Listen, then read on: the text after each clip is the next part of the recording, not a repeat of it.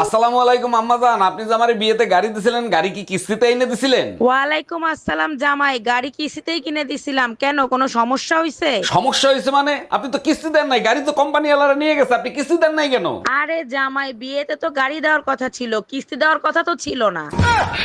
তোমারে বিয়ে করে আনার পরে ঘরে অশান্তি ছাড়া আর কিছু আনছো? আরে অরুণ ভাই, কি হয়েছে? ভাবিরে বকাবকি করতেছেন কেন?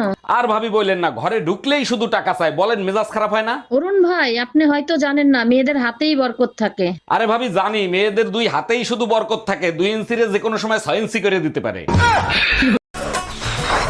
হানি ভাই, তোর যখন ভীষণ গরম লাগে তখন তুই কি করিস? ফ্যানের তলায় বসি।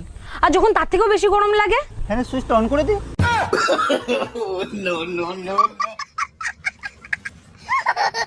ও ভাবি, সকাল সকাল মাথার চুল নিয়ে কি গবেষণা করতেছেন? অরুণ ভাই আর বলেন না, মনে হয় বুড়ো হয়ে গেছে, মাথার চুল পাকা শুরু করছে। আরে ভাবি, মাথার চুল পাকলে মানুষ বুড়ো হয় না, মানুষ বুড়ো হয় নিচের চুল পাকলে। বলেন কি অরুণ ভাই, তাই নাকি? আচ্ছা অরুণ ভাই, উপরের চুলের থেকে নিচের চুল দেরিতে পাকে কেন? আরে ভাবি, মাথার চুলের থেকে নিচের চুলের বয়স 14 বছর কম। বাবু বাবু, তোমার বান্ধবীরা আসতেছে। ধরো ধরো, এগুলো তাড়াতাড়ি আলমারির মধ্যে রাখো। কেন, তোমার বান্ধবীরা কি শোন নাকি? আরে না, ওদের জিনিসগুলো ওরা চিনি ফেলবে। তোর সংসার নেই, তুই থাক, গেলাম আমি বাপের বাড়ি। যাও, কিন্তু যাওয়ার আগে সুমন ফকিরের 600 টাকা দিয়ে যাইও। কিসের টাকা? আমি তো তার কাছ থেকে কোনো টাকা ধার আনি নাই। তোমার জন্য একটা তাবিজ আনছিলাম, বলছিল তাবিজে কাজ করলে টাকা দিয়েন। কি, তুই আমারে তাবিজ করছিলি? রূপা, আমি তোমারে অনেক ভালোবাসি, প্লিজ রূপা তুমি আমার হয়ে যাও। দেখো, এসব পচা ডায়লগ দিয়ে আর যাই পাও, আমার মন কোনোদিন পাবে না। কি করলে তুমি বিশ্বাস করবে, তুমিই বলে দাও। কেমনে বুঝবো তুমি আমারে সত্যিকারের ভালোবাসো? প্রমাণ করে দেখাও। বিশ্বাস না হয় প্যান্ট খুলে দেখাই, আমি তোমার নামে রূপার আন্ডারওয়্যারই পরি। বাবু, শোনো, তুমি বিয়ের পর অনেক বদলে গেছো, আগের মতো ঠিকঠাক মতো আমাদেরকে তাকাও না। আমি তো তোমাকে আগেই বলছি, আমি বিবাহিত মেয়েদের দিকে নজর দেই না।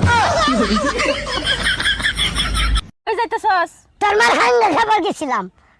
কি কইলি তুই? তোর মার হাঙ্গা খাবার গেছি। একটা দেখছ যা যারে কথা কবি, একটা দশর মার একটা গালগুল ফাড়াইলাম। তোর আমিও দেন, একটা আমারও আতাছে। এই তুই এত বেদব হইছিস কবে তেরে? হ্যাঁ, বেদব কি? বেদব কি মানে? এই যে এই স্নেহাই দেখো, শিবুদার বউ ফোন করছে। স্পিকারে দাও। হ্যাঁ বৌদি, বলো। হ্যালো স্নেহা, বলছি দেবাশিস বাড়িতে আছে গো। আসলে আমার ঘরের লাইটটা না খারাপ হয়ে গেছে, ওকে একটু পাঠিয়ে দাও না। পাঠিয়ে দিতাম বৌদি, কিন্তু ও তো বাড়িতে নেই, বাজারে গেছে। স্নেহা, আমি বাজার থেকে চলে এসেছি।